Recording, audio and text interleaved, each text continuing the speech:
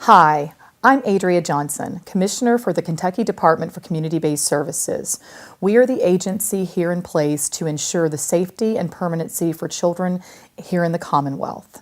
While we know the holidays are meant to be a very joyous time for families across the state, we also know that they can be a time of stress. And in addition to being the agency charged with ensuring the safety of all children, we are also here to provide some prevention and education to families on ways to manage stress, such as stress that can come with the holidays.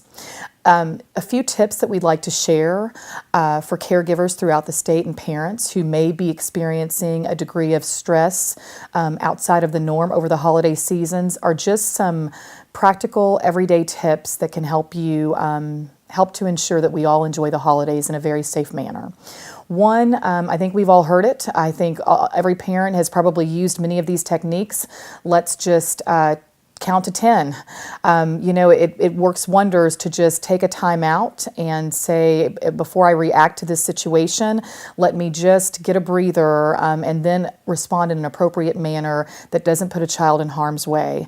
Along those same lines, let's get some space. Sometimes it helps to just physically remove ourselves, walk to another room, take a few steps away, again, just to diffuse the situation and allow us to collect our thoughts, gain our composure, and then respond in a way that is healthy and ensures the safety of children here in the state. Let's also think about modeling the behavior that we want to see in the children that we care for.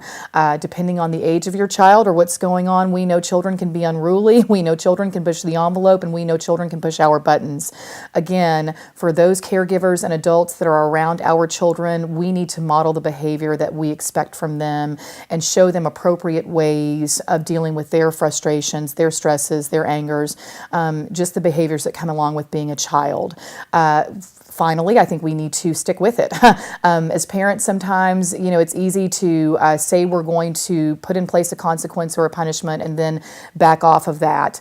It's important for children to see consistency and to then reframe their behaviors in productive ways when they know that there is an appropriate consequence to their actions. So if you have a child that is, for some reason, wanting to hit or act out or whatever that inappropriate behavior may be, and you're using timeout as a mechanism, continue to reinforce that timeout standard. Don't cave, even if it means your child is sitting in timeout for several periods throughout the day. And finally, again, we are the agency that is here in place to ensure the safety, well-being, and permanency for all children who may be at risk of abuse or neglect. It is state law that you have to report any suspicion or concern that there is actually abuse or neglect going on in the life of a child. So for that reason, I would be remiss if I did not remind the citizens across the state of your requirement to report and to urge you to please call 1-877-KENTUCKY-SAFE-1, 1-877-KY-SAFE-1 to report suspicions of abuse or neglect so that we can conduct the proper investigation and put the appropriate supports in place to ensure that all children and their families are safe during this holiday season. Happy holidays to each and every one of you.